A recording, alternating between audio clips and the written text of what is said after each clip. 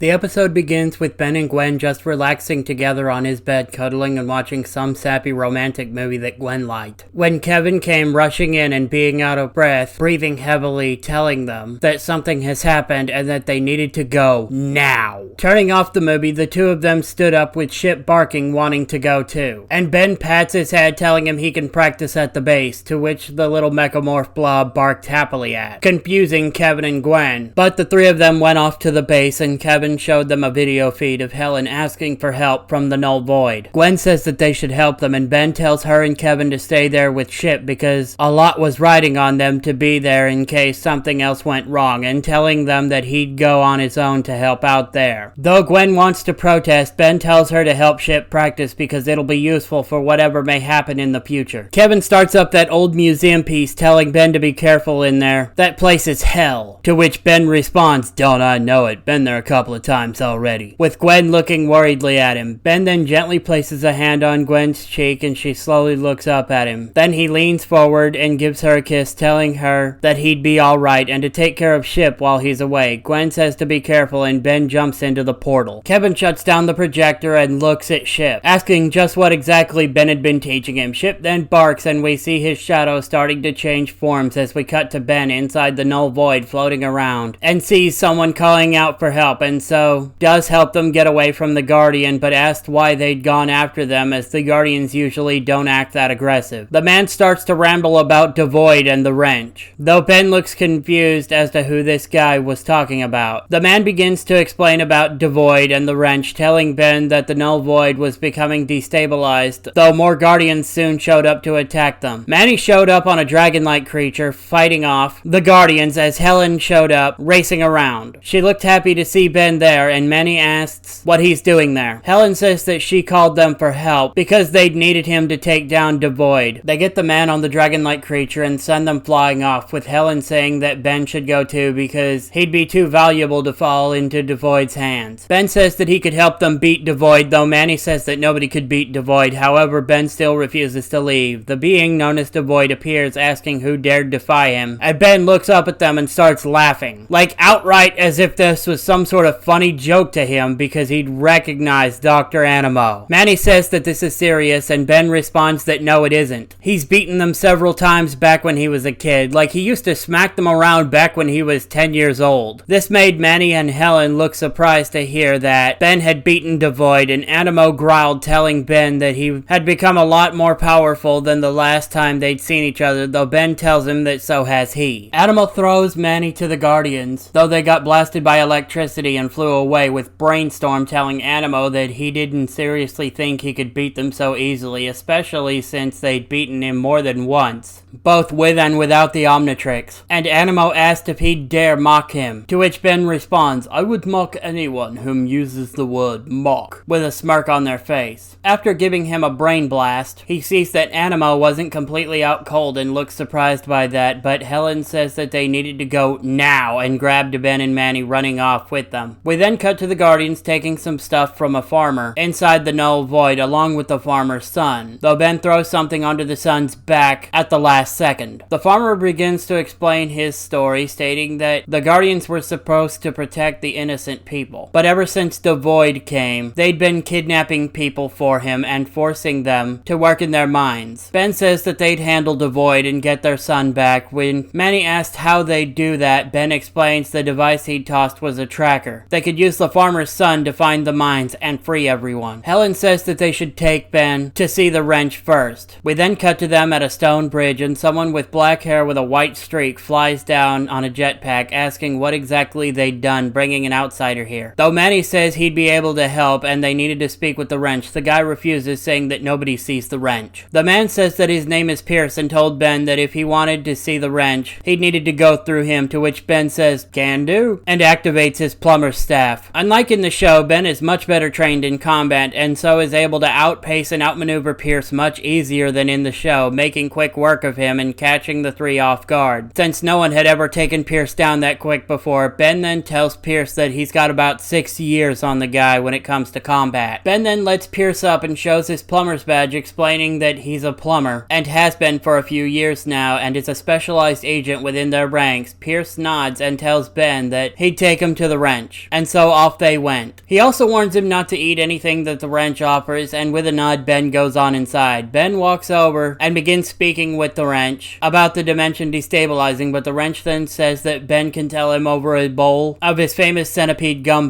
Turning and removing his hood, revealing that the wrench was actually Grandpa Max, alive and well, it would seem, inside the null void, surprising Ben, but he was happy to see that they were alive. After being told everything, Max asked how Ben had gotten there, and he'd stated that they'd gotten the museum piece, the 0.8 projector, working, and he'd come here that way. As for why, Helen had sent a message asking for help. We also see that Ben was able to stomach the food that Max had made, surprising Pierce since he'd never seen anyone else that could eat that stuff. Ben suggests an idea to them about how to get inside, and Max tells Pierce to gather the team. They'd explained the plan, and Ben says that they could hitch a ride in. We then cut to the Guardians taking another large shipment of stuff from the farmer from earlier, and once they were there, Max tells them now, and so everyone begins to fight the Guardians. Ben showing that he was more than capable even without using the watch, though soon Animo appeared and they'd started fighting. Ben calls out to the others, telling them to give him some room. When they do so, he hits the Omnitrix, changing into way big, and Animo flies up to him, saying that it didn't matter how big Ben got, because and then was cut off as Ben slammed his hands together onto Animo as if he was an annoying insect, making him drop to the ground in pain. Ben then punched him several times to make sure he wouldn't get up. After taking out Animo, Ben begins to charge up a large blast, telling everyone to get clear, and once the team was safe, at a distance, Ben blasted at the drill Animo was using to try to get out of the null void, causing it to explode and shatter to bits, taking away Animo's new powers in the process. Ben then turns to the group and calls out that they should free the prisoners from both here and the mine. After helping with the mines and stuff, Ben says that he's needed elsewhere now that everyone was safe, and with a nod, Max lets Ben use their tech to message Kevin. Giving him the exact location to open up the portal to, he asks if Max was coming too, but Max says there's still work to do there, nodding he'd waited for the portal, and once it was open, went on through. After landing back safely in front of the two of them, Kevin shuts down the projector, with Ben standing up and stretching with a smile on his face. Gwen runs over and Ben lifts her up bridal style and spins her around, with Gwen giggling, asking what's gotten him in such a good mood, while wrapping her arms around his neck. Ben then tells her that Grandpa Max was alive in the null void. Once they'd had everything taken care of, he'd be coming on home afterwards.